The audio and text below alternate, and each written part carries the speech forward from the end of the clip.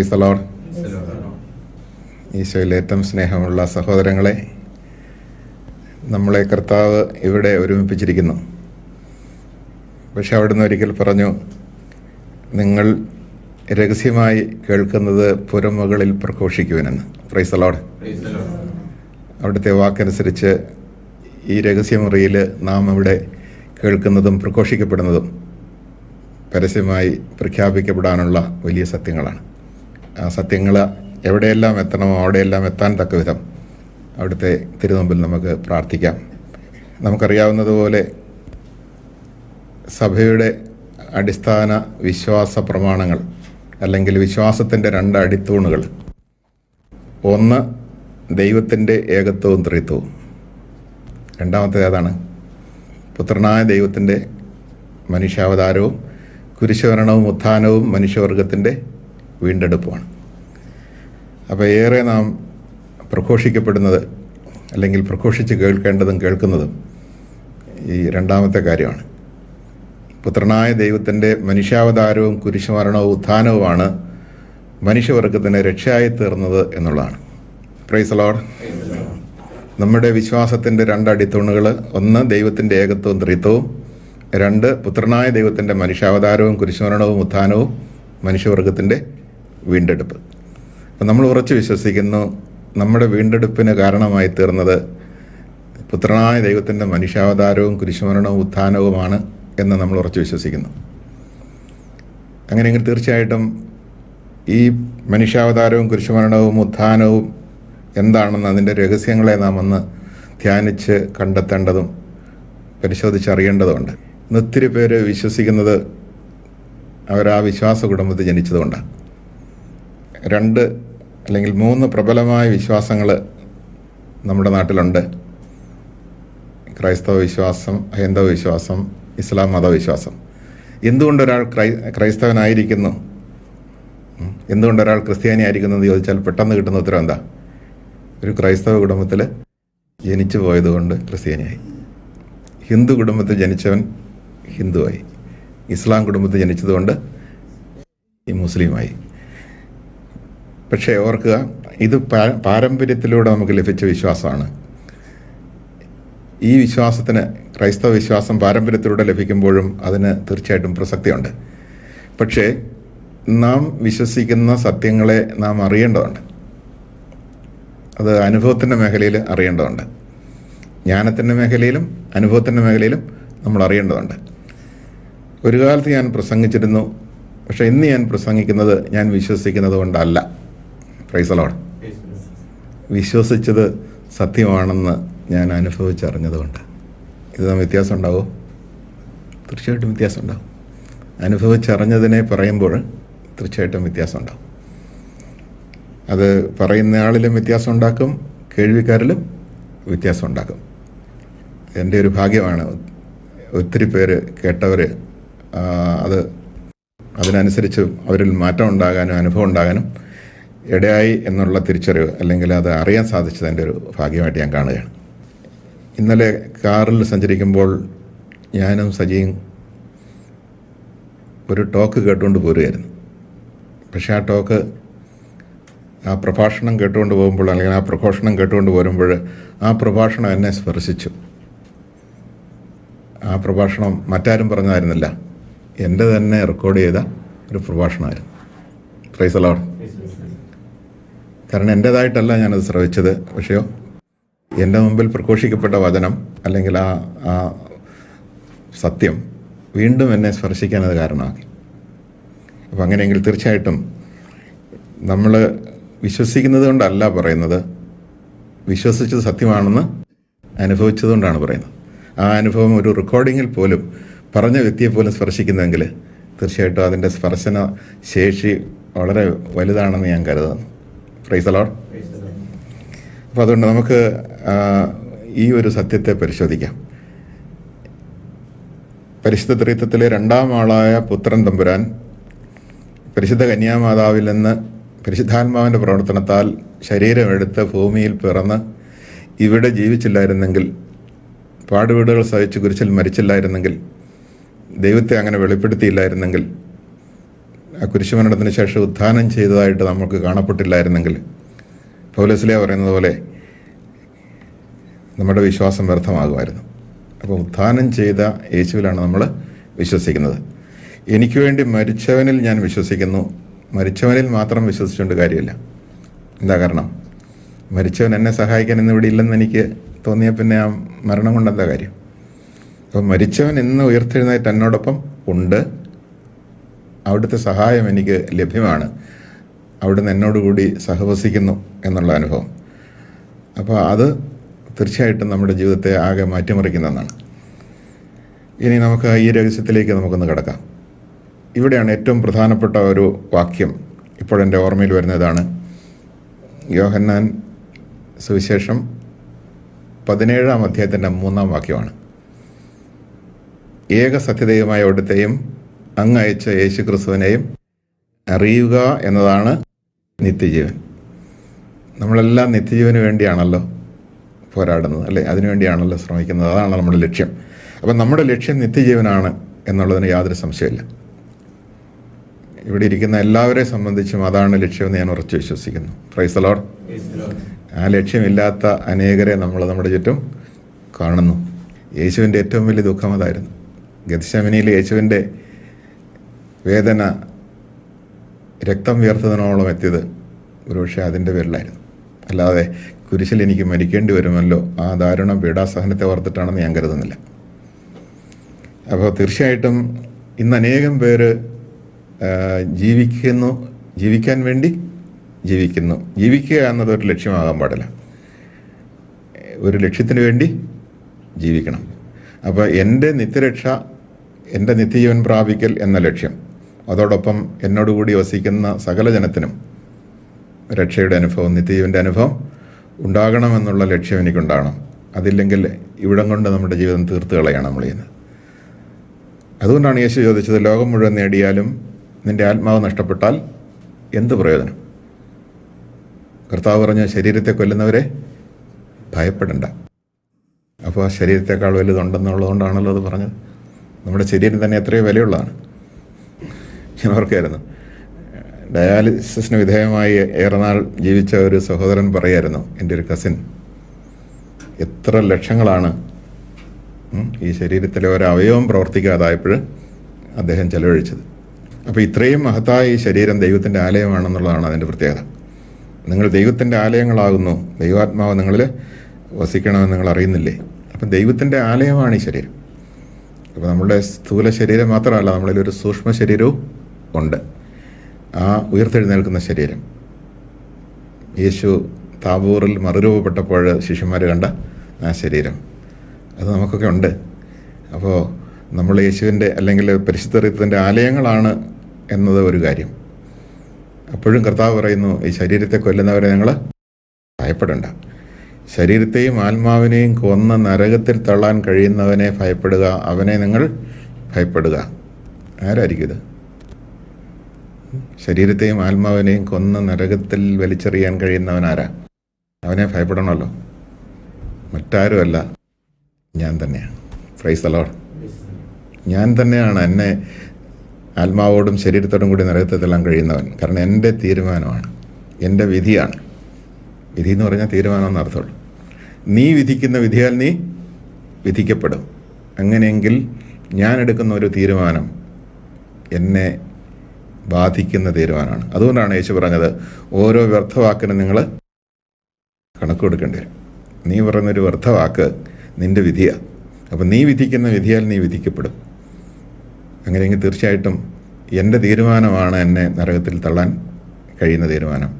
എൻ്റെ ദൈവമായ കർത്താവ് ഒരിക്കലും എന്നെ നരകത്തിൽ തള്ളുകയില്ല, ഉറപ്പാണ്. ചെകുത്താൻ എന്നെ നരകത്തിൽ തള്ളാനുള്ള അധികാരമൊന്നും ആരും കൊടുത്തിട്ടില്ല.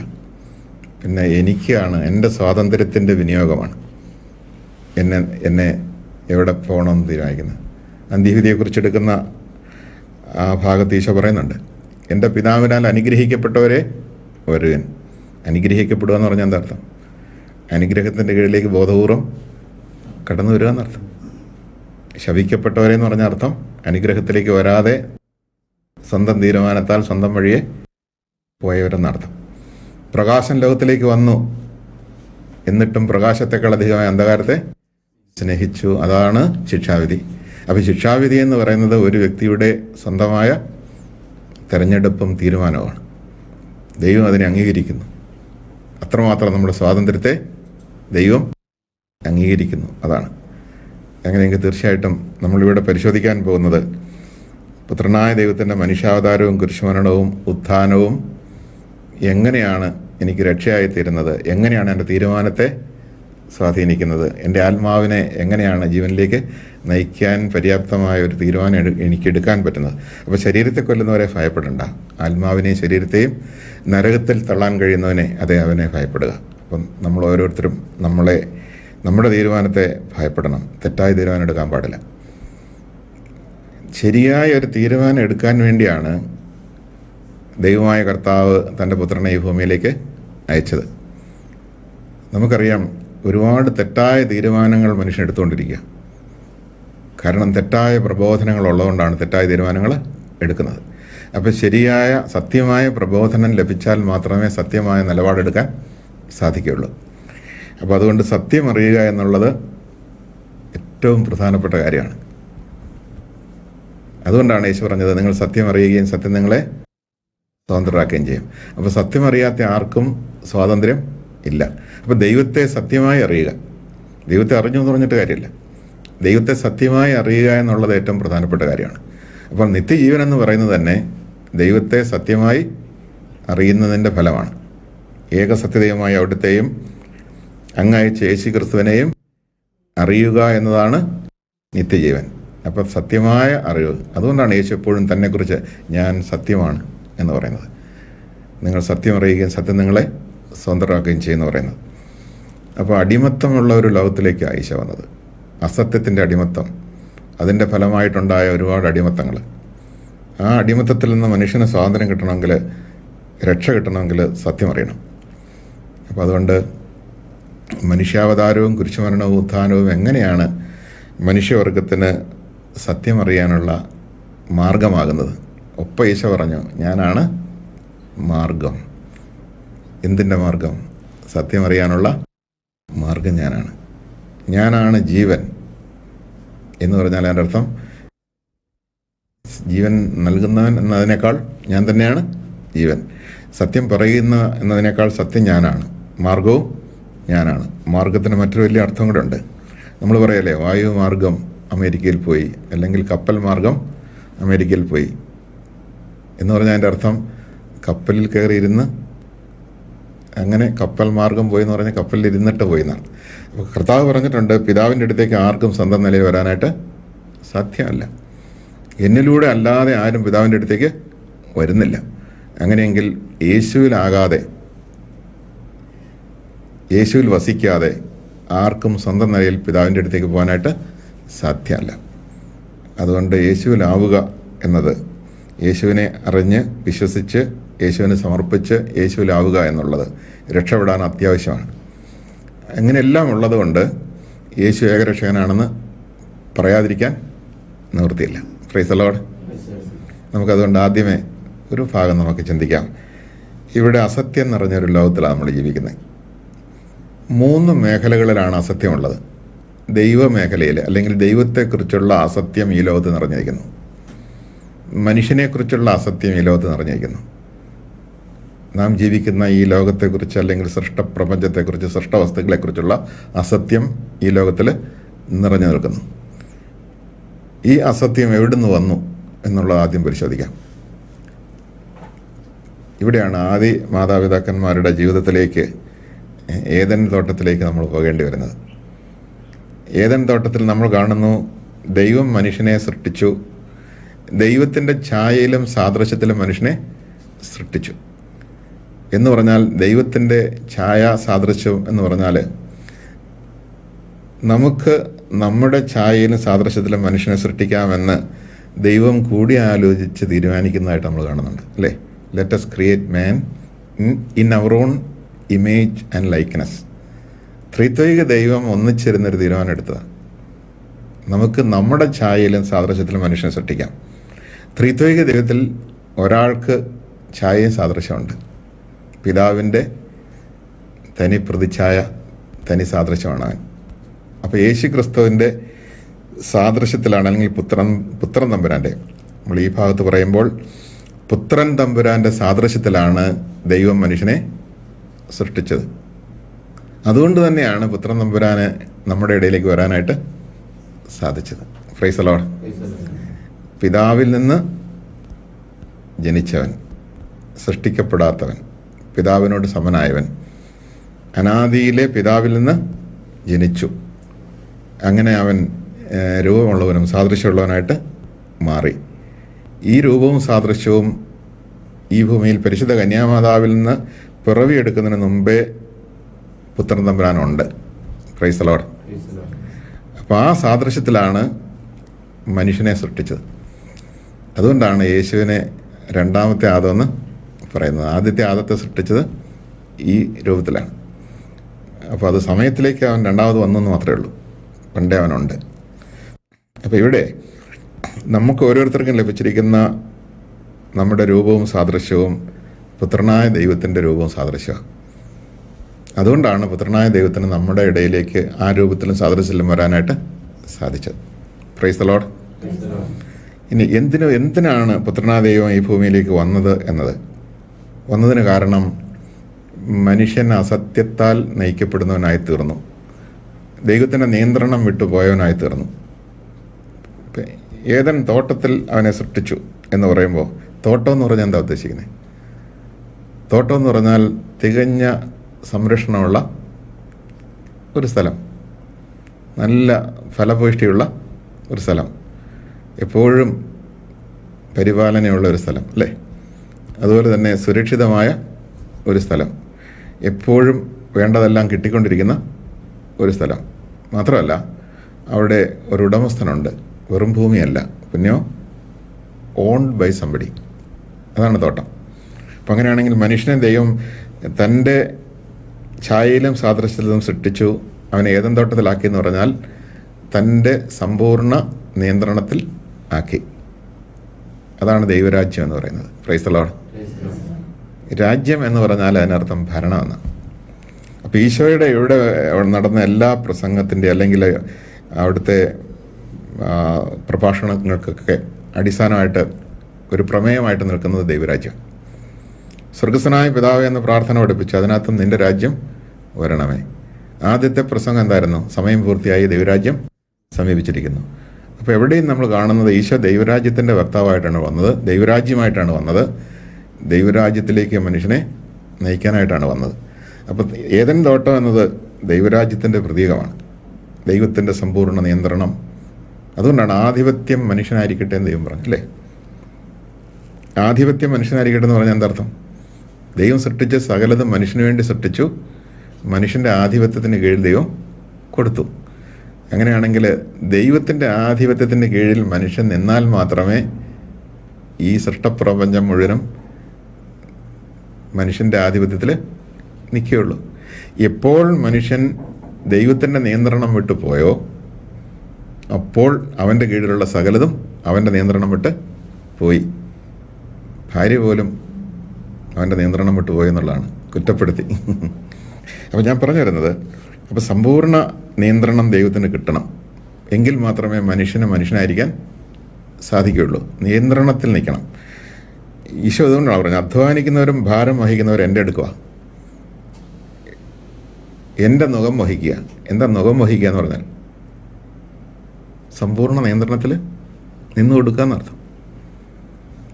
അപ്പം നിങ്ങളുടെ ഭാരം മുഴുവൻ നീങ്ങും, നിങ്ങളുടെ പ്രശ്നം മുഴുവനും നീങ്ങും. എപ്പോഴാണ്? ദൈവത്തിൻ്റെ സമ്പൂർണ്ണ നിയന്ത്രണത്തിലേക്ക് വരുമ്പോഴാണ്. അപ്പോൾ ആദ്യ മാതാപിതാക്കന്മാർ എപ്പോൾ ദൈവത്തിൻ്റെ നിയന്ത്രണം വിട്ട് സ്വന്തം ഇഷ്ടം അനുസരിച്ച് പോയോ, അല്ലെങ്കിൽ സാത്താൻ്റെ വാക്ക് കേട്ട് പോയോ, അപ്പോൾ അവർക്ക് ഭാരമായി, അപ്പോൾ അവർക്ക് ഭയമായി, ദുഃഖമായി, പ്രശ്നങ്ങളായി, കലഹമായി, എല്ലാമായി, വേദനയായി, കഷ്ടപ്പാടായി, അവരുടെ വഴികളിൽ മുള്ളുകളും ഉൾപ്പടർപ്പുകളുമായി, പ്രസവം പോലും വേദനാജനകമായി മാറി. അല്ലെങ്കിൽ പ്രസവമൊന്നും വേദനാജനകമാകേണ്ട കാര്യമൊന്നും ഇല്ലാത്തതാണ്. ഇന്നും നവീകരണത്തിലേക്ക് കടന്നു വരുന്നവർക്കും ദൈവത്തിൻ്റെ സമ്പൂർണ്ണ നിയന്ത്രണത്തിലേക്ക് വരുന്നവർക്കും എല്ലാം എളുപ്പമാണ്. Price the Lord. അപ്പോൾ ദൈവരാജ്യത്തെക്കുറിച്ചാണ് നമ്മൾ സംസാരിച്ചത്. അപ്പോൾ എപ്പോൾ മനുഷ്യൻ ദൈവത്തിൻ്റെ നിയന്ത്രണം വിട്ട് പോയോ അപ്പോൾ മുതൽ അവൻ്റെ ജീവിതത്തിൽ പ്രശ്നങ്ങൾ ആരംഭിച്ചു. ദുഃഖം, ഭാരം, ഭയം, നഗ്നത, എല്ലാ പ്രശ്നങ്ങളും, കലഹം. മാത്രമല്ല അവൻ്റെ നിയന്ത്രണത്തിൽ നിന്നെല്ലാം കൈവിട്ടുപോയി. പ്രകൃതി പോലും അവൻ്റെ നിയന്ത്രണത്തിൽ നിന്ന് കൈവിട്ടുപോയി. മൃഗങ്ങൾ അവനെതിരെ തിരിഞ്ഞു. എല്ലാ തരത്തിലും പ്രശ്നമായി. അതുകൊണ്ടാണ് നമ്മൾ വിശുദ്ധിയിലേക്ക് കടന്നു വരുന്നവരിൽ വീണ്ടും ഈ ആധിപത്യം നമുക്ക് കാണാൻ സാധിക്കും. യേശുവിലാണ് നമ്മൾ ആദ്യമായിട്ട് കാണുന്നത് സകലത്തിൻ്റെ മേൽ ആധിപത്യമുള്ള ഒരു മനുഷ്യനെ. സാത്താൻ്റെ മേലും പ്രകൃതിയുടെ മേലും തിന്മയുടെ മേലും എല്ലാ ആധിപത്യമുള്ള ഒരാളെ നമ്മൾ രണ്ടാമത് കാണുന്നത് യേശുവിലാണ്. അതുപോലെ ആരൊക്കെ യേശുവിനോട് ഐക്യപ്പെട്ട അവർക്കൊക്കെ ആ ആധിപത്യം തിരിച്ചു കിട്ടും നമുക്ക് കാണാൻ സാധിക്കും. ഇപ്പോൾ ഫ്രാൻസിസ് അസീസിയുടെ മുമ്പിൽ ഹിംസ്ര ജന്തുക്കൾ വരെ കുനിഞ്ഞു നിൽക്കുന്നത് നമ്മൾ കാണുന്നുണ്ട്, അല്ലേ? Price the Lord. അപ്പോൾ എവിടെയൊക്കെ ദൈവത്തിൻ്റെ ആധിപത്യത്തിലേക്ക് മനുഷ്യൻ വരുന്നോ അവിടെയെല്ലാം പ്രകൃതി പോലും അവൻ്റെ ആധിപത്യത്തിന് കീഴ്പ്പെടുന്നു. സകലതും അവൻ്റെ ആധിപത്യത്തിന് കീഴ്പ്പെടുന്നു. അതാണ്. അപ്പം ദൈവരാജ്യം എന്നത് ദൈവത്തിൻ്റെ സമ്പൂർണ്ണ നിയന്ത്രണത്തിലാവുക. ആ സമ്പൂർണ്ണ നിയന്ത്രണം വിട്ടുപോകുമ്പോൾ അവൻ്റെ ജീവിതത്തിൽ പ്രശ്നങ്ങൾ ആരംഭിക്കുന്നു. അധ്വാനിക്കുന്നവരും ഭാരം വഹിക്കുന്നവരും എൻ്റെ അടുക്കൽ വരിക, ഞാൻ നിങ്ങൾക്ക് ആശ്വാസം തരാം. എൻ്റെ നുകം വഹിക്കുക. നിങ്ങൾ എൻ്റെ നിയന്ത്രണത്തിൽ വരുമ്പോൾ നിങ്ങൾ ദൈവരാജ്യത്തിലായി, ദൈവത്തിൻ്റെ ഭരണത്തിന് കീഴിലായി. അപ്പോൾ എല്ലാം എളുപ്പമായി തീരുന്നു. അതുകൊണ്ടാണ് ഈശോ പറഞ്ഞത്, നിങ്ങൾ ആദ്യമായി ദൈവത്തിൻ്റെ രാജ്യവും അവിടുത്തെ നീതിയും അന്വേഷിക്കുക, ബാക്കിയെല്ലാം കൂട്ടിച്ചേർത്ത് നൽകപ്പെടും. നൽകപ്പെടും എന്ന് പറഞ്ഞാൽ അതിൻ്റെ അർത്ഥം ലഭിക്കും എന്നർത്ഥം. ദൈവം പണ്ടേ തന്നത് ലഭിച്ചിട്ടില്ലെങ്കിൽ കാരണം എന്താ? സ്വീകരിച്ചിട്ടില്ല. അപ്പോൾ തന്നതിനെ ഇനിയും സ്വീകരിക്കാത്ത പ്രശ്നമാണ്. അപ്പം നമുക്കൊക്കെ ആദത്തിലൂടെ ദൈവം തന്നത് ഇതെല്ലാം, അത് നമ്മൾ തിരസ്കരിച്ച് കളഞ്ഞു. ആദത്തിലൂടെ തിരസ്കരിച്ചു, നമ്മുടെ സ്വന്തം നിലയിലും തിരസ്കരിച്ചു. ഇനി നാം ക്രിസ്തുവിലൂടെ അതിനെ വീണ്ടും തിരിച്ചെടുക്കുകയാണ്. അപ്പോൾ യേശു ക്രിസ്തുവിനോട് ഐക്യപ്പെടുന്നവർക്ക്, ക്രിസ്തുവിൽ വസിക്കുന്നവർക്ക് ക്രിസ്തുവിൻ്റെ ആധിപത്യം, ദൈവം ആദ്യമേ മനുഷ്യന് കൊടുത്ത, ഏദൻ തോട്ടത്തിൽ കൊടുത്ത ആധിപത്യം തിരിച്ചു കിട്ടുകയാണ്. അപ്പോൾ ഈ ആധിപത്യം തിരിച്ചു കിട്ടിയാൽ പിന്നെ ആരുടെ മുമ്പിലും നമ്മളൊന്നും കുഞ്ഞി നിൽക്കില്ല. തല ഉയർത്തിപ്പിടിച്ച് തന്നെ നിൽക്കും. ആരോടും നോ പറയേണ്ടടുത്ത് നോ പറയും, അരുതെന്ന് പറയേണ്ടടുത്ത് അരുതെന്ന് പറയും. ഒരു ഭയവും നമ്മളെ ബാധിക്കില്ല. കാരണം ഈ ആധിപത്യമാണ്. അപ്പം മനുഷ്യൻ്റെ ശരിയായിട്ടുള്ള ശക്തി എന്ന് പറയുന്നത്, അല്ലെങ്കിൽ അധികാരം എന്ന് പറയുന്നത് ഒരു തിരഞ്ഞെടുപ്പിലൂടെ കിട്ടുന്ന അധികാരമല്ല. പിന്നെയോ ദൈവത്തിൻ്റെ സമ്പൂർണ്ണ നിയന്ത്രണത്തിലേക്ക്, ആധിപത്യത്തിൻ്റെ കീഴിലേക്ക് വരുമ്പോൾ ആ വ്യക്തിക്ക് ദൈവത്തിൻ്റെ ആധിപത്യം കിട്ടും. ദൈവം നൽകിയ ആധിപത്യം. അവിടെ ഒരു തിരഞ്ഞെടുപ്പിലൂടെ കിട്ടണ്ട, വോട്ടൊന്നും വേണ്ട. ഇപ്പോൾ അമേരിക്കൻ പ്രസിഡൻറ്റിന് ചില അധികാരങ്ങളൊക്കെ തിരഞ്ഞെടുപ്പിലൂടെ കിട്ടുക. പക്ഷേ മദർ തെരേസയ്ക്കൊന്നും ആരും തിരഞ്ഞെടുപ്പിലൂടെ കൊടുത്ത അധികാരമൊന്നും ആയിരുന്നില്ല. പോപ്പ്, നമ്മുടെ പരിശുദ്ധ പിതാവ് എടുത്ത് പ്രയോഗിക്കുന്ന അധികാരവും നമുക്കറിയാം, അത് ഒരു സ്റ്റേറ്റിൻ്റെ തലവൻ എന്നുള്ള രീതിയിലുള്ളതല്ല. പിന്നെയോ ദൈവത്തിൻ്റെ സമ്പൂർണ്ണ നിയന്ത്രണത്തിൽ നിൽക്കുന്ന ഒരാൾക്കുള്ള ആധിപത്യത്തിൽ നിന്ന് വരുന്നത്. Price the Lord. അതുകൊണ്ട് ഏതൊരു വ്യക്തിക്കും ഈ ആധിപത്യം ലഭിക്കും. യേശു ക്രിസ്തുവിൻ്റെ സമ്പൂർണ്ണ നിയന്ത്രണത്തിലേക്ക് ജീവിതത്തെ വിട്ടുകൊടുത്താൽ മതി. അപ്പോൾ അതുകൊണ്ട് യേശു ക്രിസ്തുവിൻ്റെ വരവോടുകൂടിയാണ്, പുത്രൻ തമ്പുരാൻ്റെ മനുഷ്യാവതാരത്തോടു കൂടിയാണ്, ഈ പീഡാസഹനത്തോടു കൂടിയാണ്, കുരിശുമരണത്തോടും ഉത്ഥാനത്തോടും കൂടിയാണ് ഈ ഒരു ആധിപത്യത്തിലേക്ക് മനുഷ്യന് കടന്നു വരാനുള്ള വഴി തുറന്നത്. Price the Lord.